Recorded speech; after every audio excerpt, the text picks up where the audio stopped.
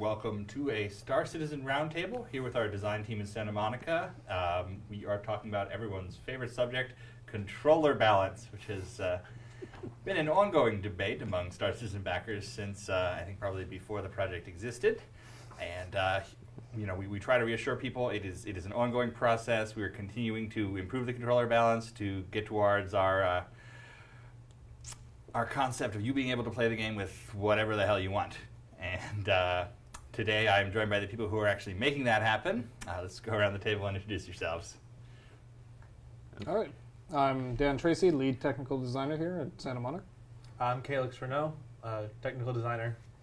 And I'm Matt Sherman, technical designer. All technical designers. So how excited were you guys to hear that we were going to be talking about controller balance? Well, I continue to strongly believe that we should have controllers in the game. That's a good notion. Yeah, that's basically where I'm coming from. Games need input. The metrics bear you out. Yeah. I also just realized what Matt is wearing, actually. That's perfect. I actually didn't notice that either. Yeah, and I actually thought we were filming this tomorrow, so I blanked on wearing this today, so happy coincidence. Star Citizen, a happy coincidence. Yeah. We've actually been talking pretty recently about doing a full controls refactor, because we keep putting in these different systems, and every time we do, we have to sort of figure out how are you going to be able to interact with any of these things. And there's actually a number of mechanics that don't have input at all. The most glaring of which is being seen in the tutorial right now is that you cannot throttle your acceleration. And so when you are leaving the hangar, unless you are in decoupled mode, it's very, very easy to go flying up and crashing, because we have the ability to throttle your acceleration, but you don't have a button for it. And that's one of the things that we, controller parity aside, we need to completely revisit all of our controls. Because there's a lot of things that, as each of these things come online, we have to factor that in to how the game is played. I think just taking a step back at it, you just got to look at it from really the top level is like just, again, from all of the controls that we have in the game, right? Where we have the control over your IFCS, you have control over whether you have comm stab on, you have control over your targeting, your missiles, all of that. All of that needs to play into how all of our controls are actually set up on even mouse and keyboard, on the HOTAS, or even trying to do that on the gamepad. It's difficult to balance all of those all at the same time. And even with what Calix is saying, like even adding in new features, it's going to keep adding more and more button presses in order to make these things happen. So what we're also trying to do with the refactors is streamline a lot of this, so then that way you have the most used buttons on demand at the appropriate locations, right? So anything that really, really makes sense. And this is something that I've been pushing for as well, is moving to more of a unified setup where you have very similar designs across flight as well as FPS. So in that way you don't, as soon as you translate out of the ship, your movement controls feel very samey or very fluid, right? So you still have like the same kind of, I want to go forward, I want to go back, and it makes sense across the board. So you're gonna imagine like, it's weird at first when you think about it on like a controller for a gamepad. When you're using your typical FPS, you're running around with the left stick and you're kind of aiming with your right stick. But in flight, really, you're actually using that for pitch, right, instead of actually a throttle. Like, sure, a lot of games kind of translate that over to, with racing, is using your triggers as throttle, but we're using our triggers, the meaty buttons, for, you use that actually more so for your direct firing controls. So it's, a lot of this stuff needs a lot of your guys' feedback as well, and we definitely appreciate the very verbose audience that we have with controller inputs. But everybody's going to have their own unique play style, right? So everybody's going to want their own style of controls or their own setup. We've even seen on our analytics the one guy who actually uses the wheel, right? Yeah. So the wheel with the pedals. He's like he's one of the better flyers that we have, and Yeah. he's up there ruining our curves. Yeah. I like that guy. Yeah. Fantastic. Because no one expected that. Where it's like, wait, a 325 and a steering wheel is one of the best combos possible. Yeah. All right. Sold. Have at it, you know. Yeah. So let's talk about those metrics. How do we measure how successful a particular control system is right now? Well, right now we're still actually getting a lot of this built up. We've got a lot of great analytics software. We're using something called Tableau that we can just punch in all this raw data for it as we build the hooks for it into our server. So first we have to know what we want to track. So, you know, hit chances, destruction, who's using what weapons, who's using what ships. And then, you know, slowly building in those hooks so now we can track this, watch this, you know, check against different game modes so we can see, hey, what's the best setup in Vandal Swarm versus what's the best setup right now in Battle Royale versus Squadron Battle versus Capture the Core. And so the long term is those, you know, we're still just getting everything built out, getting all these hooks in, and it's slowly starting to, you know, really come together and give us a much better picture. I think there's a big perception that it's a wild swing for top performance for the controllers, but the variance isn't as bad as I think some people perceive it to be. What are we looking at right now in terms of who so we look at the top leaderboards, right? And Yeah. What are people using right now? So the most successful control method right now is either keyboard and mouse or a combination of joystick and mouse. They're a little bit over 50% of the top base collectively overall, but it's not they're not like 70% plus. There's still a good 40% of HOTAS central joystick users still performing well. It's definitely harder. It's definitely one of those issues that we need to look at between either how we handle gimbaled weapons, how we handle fixed weapons. It's in a lot better place than I think some people are worried that it's at.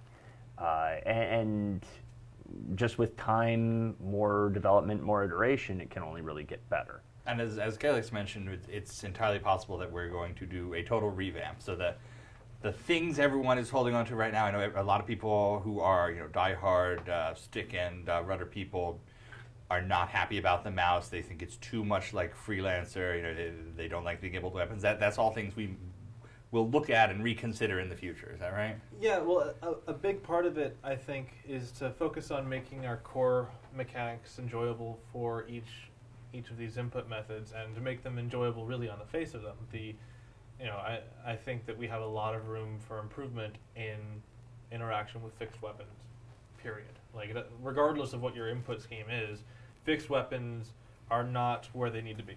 I think that we have, and we're looking at different ways of, like ESP is one of the ways to deal with it. John gets mad at me because he really does not want that to be a balancing thing. But it's we really need every tool we have at our disposal. So going to each of these, like the size disparity between gimbal and fixed, that was specifically to make it so that there is a opportunity cost in choosing gimbal and fixed, but it also is among these tools. It doesn't take up the entire problem, and nothing will. It's a matter of getting all of these things in place to make fixed weapons and gimbaled weapons a compelling decision, and to make them both an enjoyable way to play. And I think we should stress that to everyone. There's not a point in this process where we just say, okay, the mouse people win, the joystick people win, we're shutting off everybody else. It's a matter of making it controller agnostic, I think Chris said early on. And again, that's also not the same thing as every controller method being equal. It's everyone having their pros and cons, just like a 300i versus a Hornet. They each have their pros and cons in the game, and you'll make the same choice when you pick your controller. Is that about how we're thinking? Yeah. So this actually brings me back to what we were looking at with Chris like a few months ago, when we were specifically kind of looking at controller and how the head look was supposed to play in correlation with the flight, and also getting the gimbaled weapons to work, at least on the Hornet from the controller side. So regardless of the fixed weapons, we also had John on his end from programming, actually looking at smoothing out what IFCS was doing for when you were actually zooming in with your head look. So in that way you had the same dynamic kind of control where if you think about it in any kind of FPS, when you're actually zooming in, you actually have like a more stiff look around, so then that way you get a lot more precision on your joystick control. And that was kind of the same aspect what John was looking at in terms of the IFCS control when you were actually targeting your particular ship of interest. And then when you were getting them within a cone, then that's actually something that was, it's not auto-aim, let's be clear. It's something that is actually trying to mute a lot of your maneuverability, so then that way you can get that fine aim with the fixed weapons.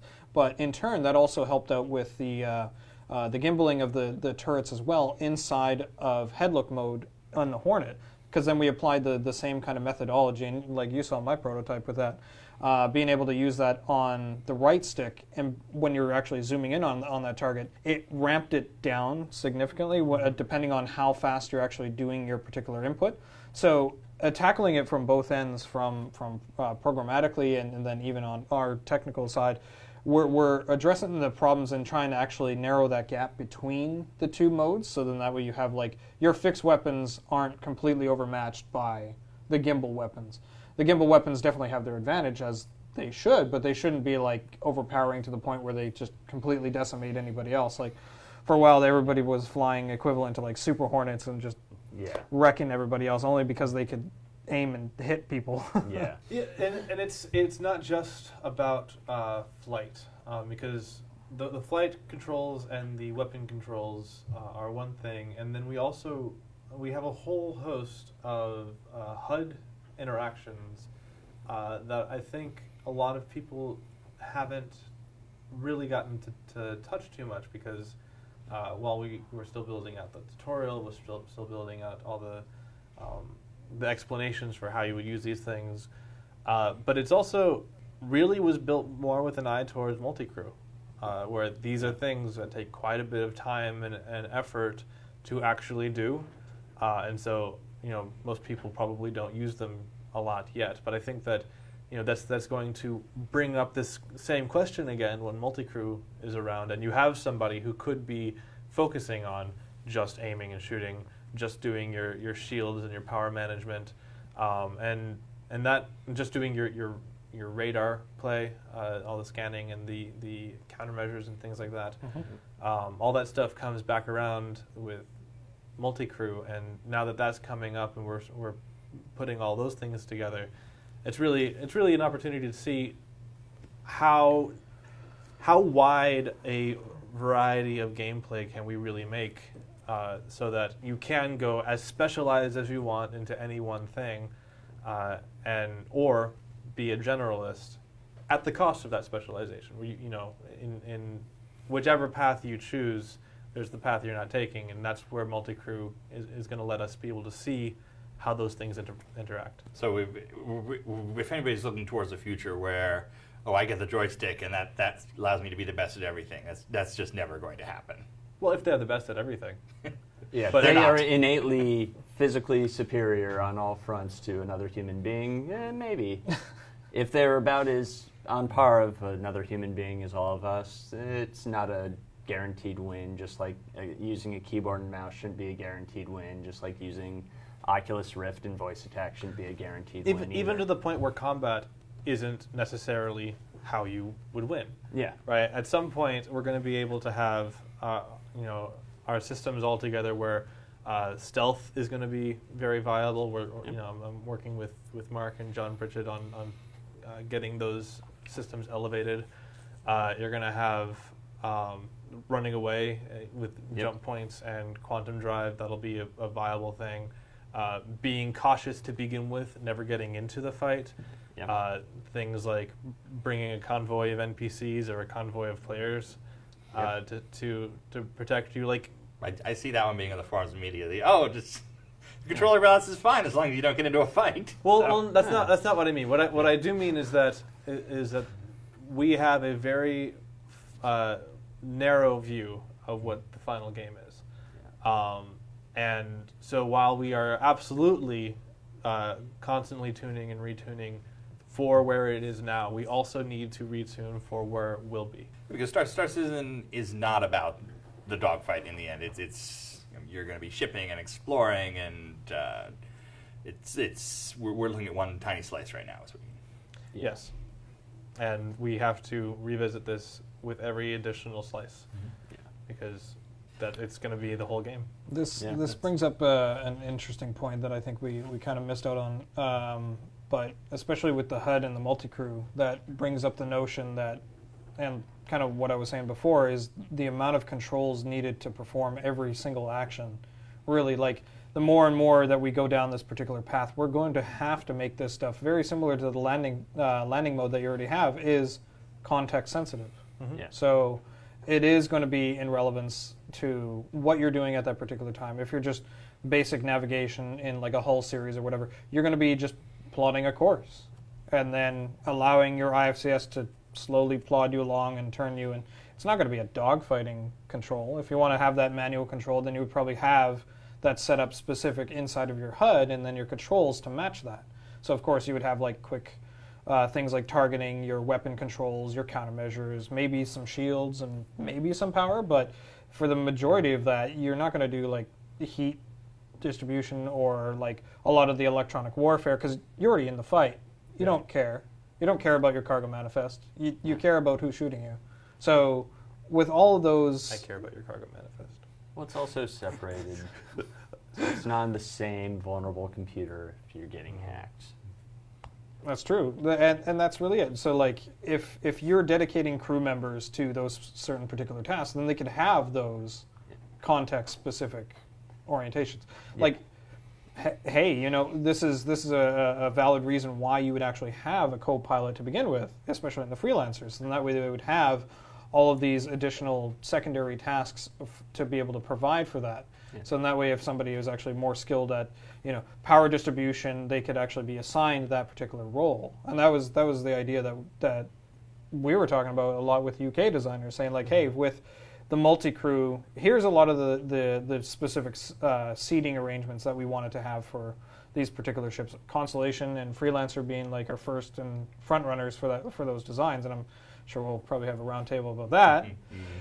But that really, like, especially with dogfighting in terms of the Hornet or even like a racing mode, right? It would be awesome if we had something specific where it's showing you everybody in their particular place, right? Yeah. So as much as we need to rehash the control methods, we definitely need to actually make sure a lot of that information is spelled out to you properly in the context of what it is. Yeah. So I think to end, I want to stress two things. It's an ongoing process. It's never going to be an overnight solution. You're going to see constant improvements and changes to the flight model pretty much forever. That's accurate. And, you know, sometimes we may throw it all out and start again. There are infinite possibilities. We're not going to, you know, disable the mouse tomorrow. We're not going to somehow make joysticks more accurate immediately. It's an ongoing process, all sorts of small changes. And the second thing is that we have top men on this. So here they are. Yeah. More top men, what? Yeah, you're Although I'd almost also want to chime in, especially with the metrics that I mentioned a bit ago. One of the best ways to get your feedback heard also is to play the alpha. As much as I know some people would probably want to, you know, sort of save the experience till it's all said and done, we need as many voices actively playing the game, actively giving us this feedback, and not just, you know, third-party feedback of, oh, I heard this on Reddit. That first-party feedback of, hey, here's this YouTube video of me playing Vandal Swarm, doing this, performing this way, bringing up these criticisms and these questions, and that's the best kind of feedback and the best kind of input for us, because it definitely gets our attention. Yeah, it's real tangible things. It's, oh, here's this guy playing, and just throw something at him. Well, I mean, the key point is do play. Like, I think our latest stats weren't they at like only around 20-25% of players were even using joystick. Yeah. Now, I've seen the polls saying that a large percentage of the community wants to play, but if they're not playing, then we don't actually have that data. Exactly. So it makes it difficult to see, like, okay, if we have 25% of players are using joystick and 40% of the top players are using joystick, well, that looks pretty okay. Yeah. Does that accurately reflect what we're having in our end user experience? And it's really important to get that feedback. Yeah, we joke about it being a topic that will never die, the forum that will never die, but we absolutely do need your feedback on this. As passionate as you all can get sometimes. Yeah. Well, thank you guys for joining me to talk about this. No problem. I have a feeling we'll do this again many more times. I appreciate it, and back to you guys.